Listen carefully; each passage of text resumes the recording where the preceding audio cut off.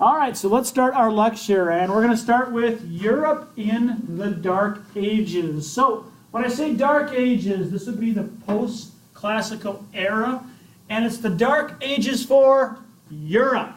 Would this be the Dark Ages for China? Not this time period. Would this be the Dark Ages for the Muslim world? No, Baghdad was a great city to live in. Timbuktu, a lot of trade was going on.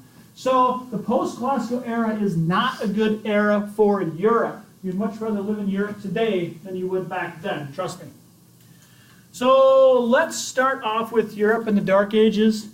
And one reason life was tough in Europe is because there was a lot of conflict going on. There was a lot of conflict, a lot of fighting.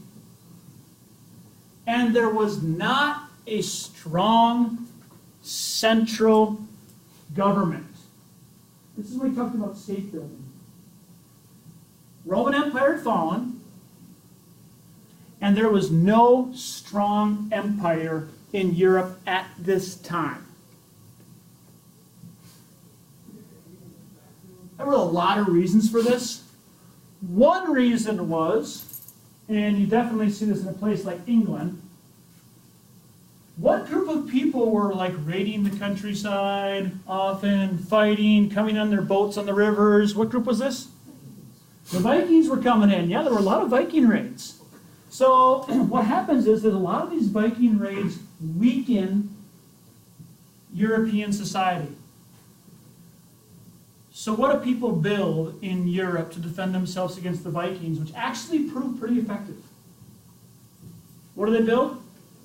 Castles. This is an example of a castle in northern England that was built, and many castles that were built this time were for defense against the Viking raids that happened.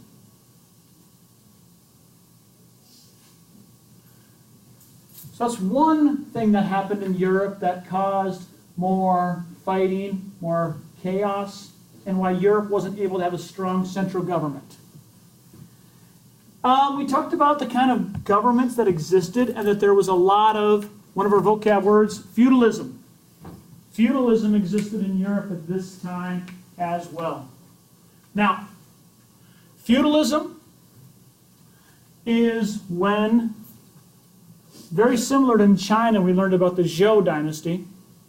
It's when there's no strong emperor, so what you have is you have nobles who are given small pieces of land or pieces of land to rule, and they have peasants who are farming for them. So if we look back here, we can see that with our serfs and peasants who are on their land, and they have their own private armies, who are the knights.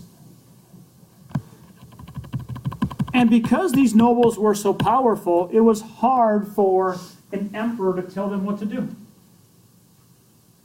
And there would even be fighting back and forth between these nobles, which made life kind of chaotic for an average person and made it hard to live.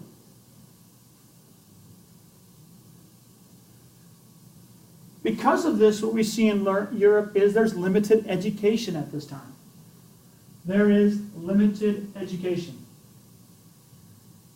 One of the biggest reasons why there's limited education is because Europe is isolated, like we talked about.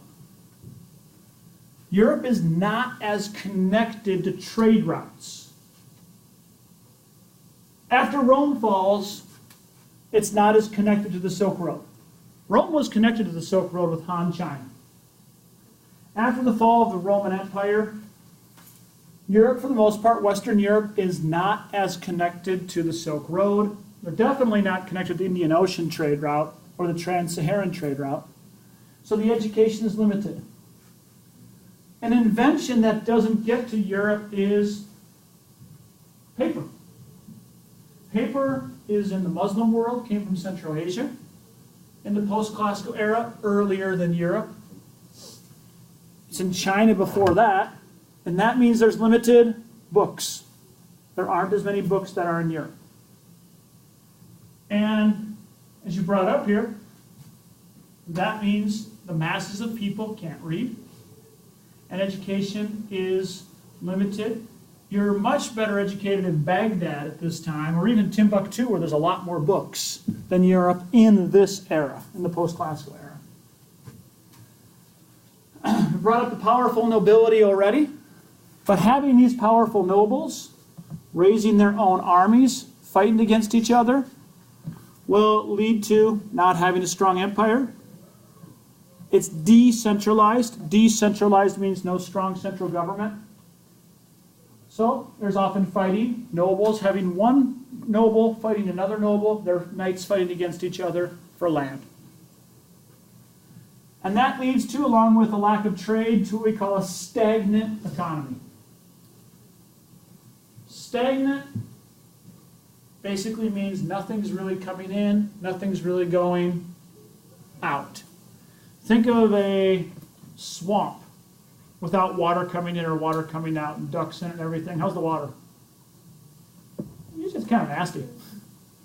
That's a good way to describe Europe's economy at this time. Is there trade? Yeah, there's some trade. There's some trade going on between cities, but it's much less than in Asia at this time, much less than a lot of places in Africa on like the Swahili coast or the Trans-Saharan Trade Network. So there's not as much trade in this era. And lastly, we'll get to this one. We're not going to cover it much right now because it's our next part to go over. But the Crusades, these are missions where millions of people will end up dying in the Crusades. And we'll cover that in our next part of our class. So this is very general, very brief, but this is a reason why Europe was not as developed in this era. And like our video said, for people who were living in the former Roman Empire, you used to have running water. Now you have a well. You see these big buildings that were really nice, like the Colosseum if you were living in Rome, and now people are taking the bricks apart to build their homes. So it's not as advanced as it was. It'd be kind of weird to be like, wow, we used to have better technology. Okay? We will stop there.